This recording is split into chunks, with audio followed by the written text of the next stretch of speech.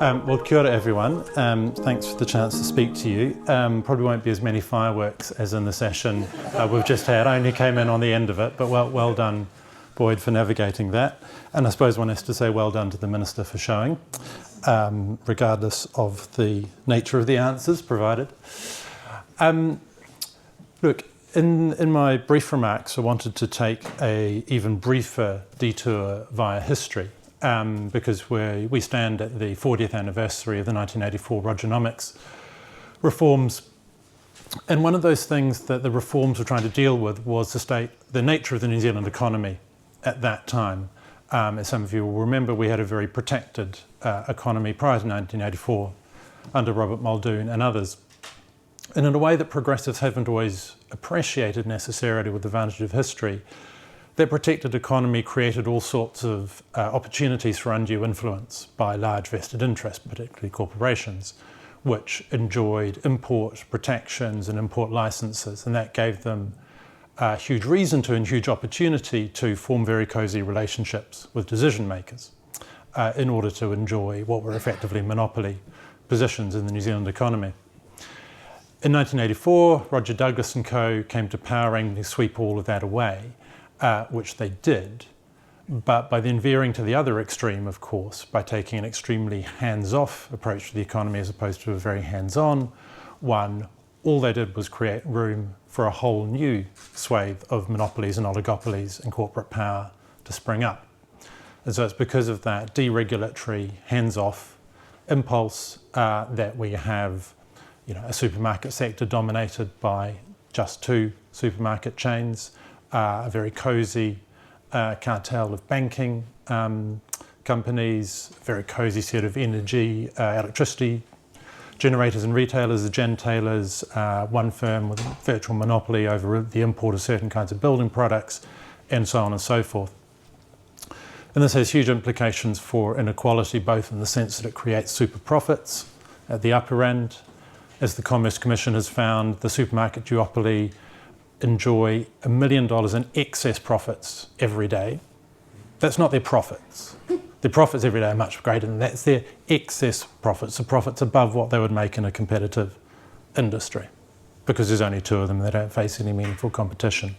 So there's huge excess profits at the upper end, at the same time as we have very low wages at the other end and massive exploitation of a lot of the communities that you work in. And that was also the same period, the 80s and 90s, where we had the biggest increase in income disparities of any developed country between 1985 and 2005. Massive world leaders in the worst possible sense in inequality. And so that's the world that we're still dealing with 40 years after Rogernomics, this world, a very hands-off approach. And so that applies to these big uncompetitive, monopolistic industries. It also influences the world in which you all work. That same deregulatory impulse is the one that prevents us from properly regulating the harm industries that HCA is constantly trying to deal with: tobacco, gambling, alcohol, ultra-processed food, all those kinds of things. We have a very, very hands-off approach. Hardly need to tell you. We also have situations, across the big monopolistic enterprises and across these harm industries, which could be described as being or approaching policy capture. That is, the capture of the regulators' decisions, the control of those decisions by the industry that the regulator is supposed to be regulating. All that, I think, is fairly well established. The question then obviously is what do we do about all of this? And the session that we're speaking in today is called Levelling the Playing Field, and obviously that's a very strong reference to the campaign that HCA has got underway, and particularly around the need to deal with lobbying. And that's something that I've done work on for Health Coalition Aotearoa recently. And the instinct here is that lobbying per se is not a bad thing. In the discussions that Boyd and I have around this, Boyd has always said HCA is a lobbyist, because lobbying is simply the attempt to influence government policy making by individuals or organisations. So there's nothing wrong with lobbying per se. The problems with lobbying arise when it is done in an unethical and misleading way, when one side of things dominates policy at the expense of the other, and that's where you get into the policy capture issues, or where there's an abuse of confidential information, where there's a revolving door, where there's a sort of overly cosy relationship between decision makers and industry. So if you've got those three potential evils of lobbying, if you like, how do you deal with them? Well, the work that I've been helping HCA with has basically landed on a set of recommendations, which may be familiar to some of you, but just in case they're not, I'll very quickly recap them.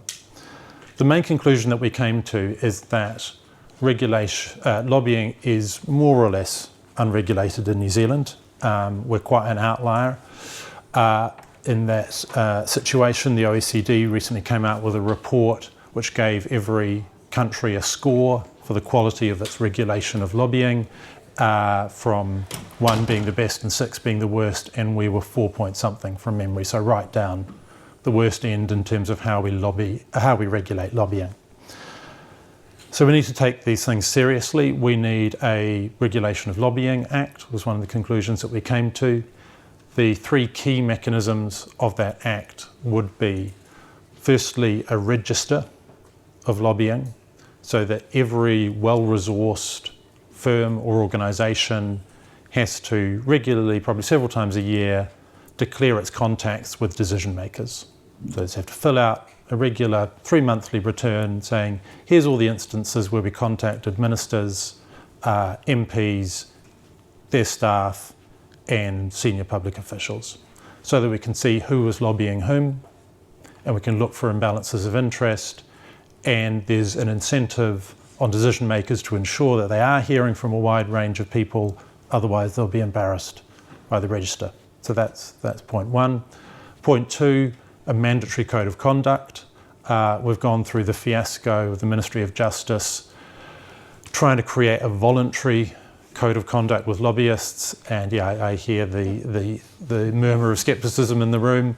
That was unlikely ever to be very useful, but in point of fact, because the process for creating the lobbyist code of conduct was captured by the lobbyists themselves, what the MOJ has come up with is essentially useless, and it's not even clear if it's going anywhere. In contrast, there needs to be a mandatory code of conduct with really strong enforceable ethical procedural standards for people who are lobbying government, which is accompanied by penalties and actual enforcement. So that's point two. Then point three, we need stand-down periods for people leaving government before they can become lobbyists.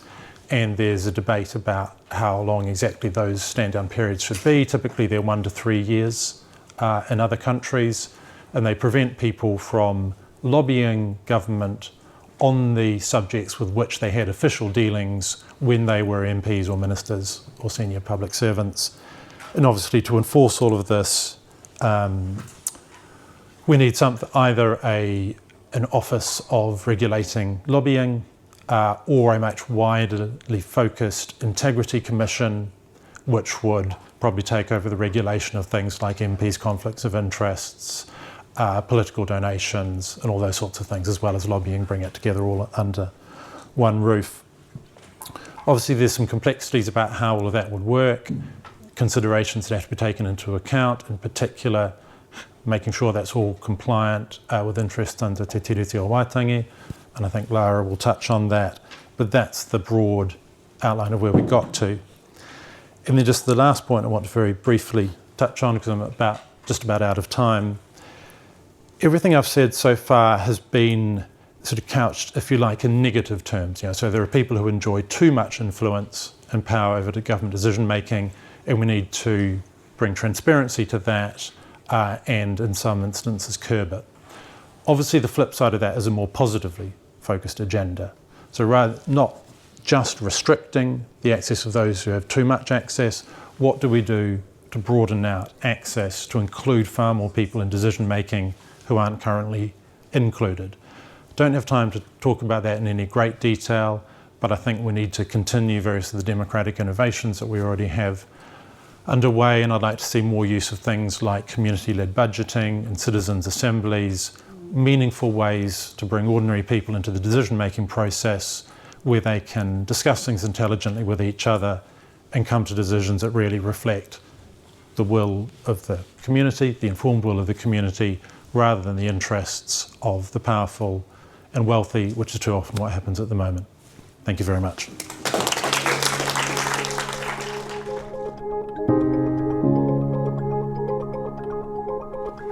Kia ora koutou. It's quite weird doing these things because my academic career started like right before COVID, and then suddenly I was doing media things, and when you're doing media things you don't see any actual human faces, especially not the human faces of people that you respect and look up to. So just that. So I'm here in the capacity as an associate professor in political science, and just kind of want to go back to a couple of the themes I've heard today. The theme from the earlier keynote around radical change, and I'm also really happy that Grant got it out the way early on, was the constitutional transformation, because what I've learned in my journey so far consulting, engaging with the public, is if you do get any group of Māori in a room from any level of education, at some point someone brings up constitutional reform, or even straight off the bat, and you spend a good amount of time talking about that. So that's underlying everything that we do in this space. I was a member of the Independent Electoral Law Review. That was a once-in-a-generation opportunity to review our electoral law. And we also had a range of recommendations around political donations. We kind of passed the ball a bit to the potential lobbying regulation, which of course is now on the back burner. But we kind of thought that something would happen in that space at the time. But the moment we started to engage with anyone, any Māori expert, any Māori community, focus groups, wānanga in rural communities, straight away constitutional transformation comes up. So that radical change element is underlying everything that we do. But if we're moving more to the radical incrementalism, the political donations reform, the lobbying reform are really important tools and really important things that we can move towards. And would recommend the report that Max wrote, but also the report that the project on the integrity in public policy making, that report from the Health Coalition Aotearoa, the one from Massey Solutions, which was a Māori focused report, and that's kind of one of the things I will speak to today. So in the Independent Electoral Law Review, we were going through, I feel like we made 150 recommendations in the end. It was released in January, and it did get publicly released, so that was good, because earlier work didn't so much in this space. And ultimately, we had a lot of arguments about a lot of different things, and we found that we're actually looking at some of these electoral law and policy making issues. We were the first ones to do it in academic or a policy literature type way, where we're actually writing down and documenting a lot of these arguments. So that was quite hard. Maria Barge and Annie Tione, the great Māori political scientists, have a paper that's just come out called the 111 model, and that Māori, we're 1% of the political scientists in Aotearoa, around 1% of the course content, and 1% of the journal articles in our main journal.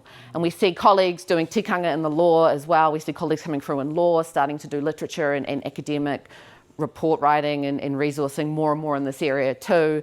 And we see colleagues in business come through talking about the Māori economy and Māori trade. So basically we just don't have a lot of literature and things to go on in this area. But in our Independent Electoral Law Review, we had a lot of discussions around te tiriti and what te tiriti even looks like in electoral law and in this lobbying and regulatory space. And actually, one of the things that it was a Pākehā academic that I work with, Professor Janine Hayward, said in one of our consultations, and I'm sure she's a friend, I'm sure she's happy me saying this. She said, I don't know if there is a te tiriti-based electoral law. It's a bit of a misnomer, again, going back to that constitutional transformation point. But we had a lot of discussions around balancing, and from Māori communities, balancing the idea of tino rangatiratanga and equity. Because basically, when it comes down to it, Māori don't have equitable access to political voice, equitable participation across the board in a lot of political areas. Some of our work shows Māori donate less, boycott less, and vote less, but do actually a lot of activity in a range of other areas. And so, basically, in terms of the equity of political voice, a lot of Māori community leaders that we talk to and a lot of the literature does suggest that people are quite realistic around balancing those rights. So where we might think about lobbying regulation or donation regulation, we might go, oh no, but if we do something, it's going to be an infringement on tēnā rangatiratanga. But actually Māori leaders and hapori Māori are actually quite used to balancing those rights out, and they do that all the time, basically. So I don't think that, in that space, we had some quite intense arguments between our sort of panel and the policymakers working with us about what would, whether regulating donations, putting a cap on donations, whether that would be an infringement of tēnā rangatiratanga. That comes up in the lobbying space as well. So I think one of my arguments in this space really is like, we can't ever use te tiriti as an excuse to not do something or as any kind of barrier or any kind of, it's a factor we obviously need to think about and centre, but not one of things where we go, oh, we can't do anything. So to the MAFA Solutions report, there are a number of really good points made in this. There was wānanga with 6 Māori in the space that work in the space, and kind of a few key themes there, that any kind of te tiriti based regulation in lobbying, that it shouldn't, that there was a recognition in that Māori communities that it's actually about the collective. Treaty rights are about the collective. They're about hapu and iwi and Māori community rights, not about some individual saying, oh no, it's my right to lobby. That's not what it's about. It's about having, the interests of community at heart. That there were some really interesting points around whether, in treaty settlements, different entities form, that if there was a commercial arm of an iwi, of a hapu or a Māori community, whether that would be subject to lobbying as well. But again, the point was that we can navigate that, we can figure that out and figure out what the debate on that would be. And also a really key point that Māori communities value transparency and integrity at least to the same extent as other communities in Aotearoa. And we can see that as well. We see that in media a lot and in discussions with Māori communities, that often something that might be viewed as, so people will say, oh, Māori, I'm thinking of the 1990s, I'm thinking of Tuku Morgan's underpants. Back then, Māori will often be quite unfairly targeted in media about being maybe less transparent or having less integrity. So Māori are really sensitive to the space. And we see that in the coverage of a lot of wahine Māori in recent months, recent years too. So Māori communities do value transparency at least as much as other communities. But also a couple of other things came through that Māori communities are a bit tired and a bit busy to be engaging on niche topics like electoral law, especially when constitutional reform, it's like that meme, the meme with the button, constitutional reform, when that's something that's quite important, especially under this current government where people are having to respond constantly and consistently to different policies. I've been involved with Te Manaroronga and Te Pokapu, the Māori Data Sovereignty Network, and there's just so much stuff hitting us, like from so many different agencies, and I think a lot of you probably relate to that as well. So for hapori Māori, it's like when you then turn up and go, let's talk about lobbying, it's like actually we've got this other list of things that we're responding to right now. So that's been a tricky one. And then unfortunately, I'm going to be a bit of an academic and say, like where we get to on a lot of this is more research, unfortunately, because Max used the Citizens Assembly point, which is the other good point that I'll get to in a second. But basically, because of that coverage, we don't have that great academic coverage of Māori topics in politics and law and in and around business, that we do need more. We do need more of a review from a te tiriti lens, because it's kind of exciting because I can just kind of say stuff and we can all come together and say, oh, here's what this person said, but we don't have that systematic kind of evidence sitting there, that corpus of literature. So we do need to get there at some point. So if anyone's got funding, no, no. But the other thing is thinking about these things and that idea of hope or the more positive approach. And I've put copy Max on my notes, but that was also something that I wanted to end on as well, is that when we're thinking more positively, there is the lobbying regulation, there is the donations regulation, but there's this other area where we can kind of build populations, the general population, Māori population, the whatever population up, where we can actually kind of like lift Māori voices in some kind of way around citizens' assemblies, participatory budgeting. I've recently been involved in like a European Union project now, which is really just a whole other thing, but around making citizens' assemblies in the EU more inclusive. And one of the things that I've learnt from that is there are fewer problems with those new mechanisms like citizens' assemblies than there is with the current electoral or current system. Because we all like to see a citizens' assembly and go, oh, that's just wānanga. But actually, they kind of do have a lot in common with wānanga. But citizens' assemblies, if you don't know, it's like getting 100 random people in a room and discussing huge policy issues of the day. But those kind of participatory mechanisms where we're talking to regular people, the non-academic, the non-politically interested people, and getting their thoughts down, I've got a lot of faith for them in the future. Yeah, that's it really. Kia ora. Yeah, citizens' assemblies, woo. Yeah.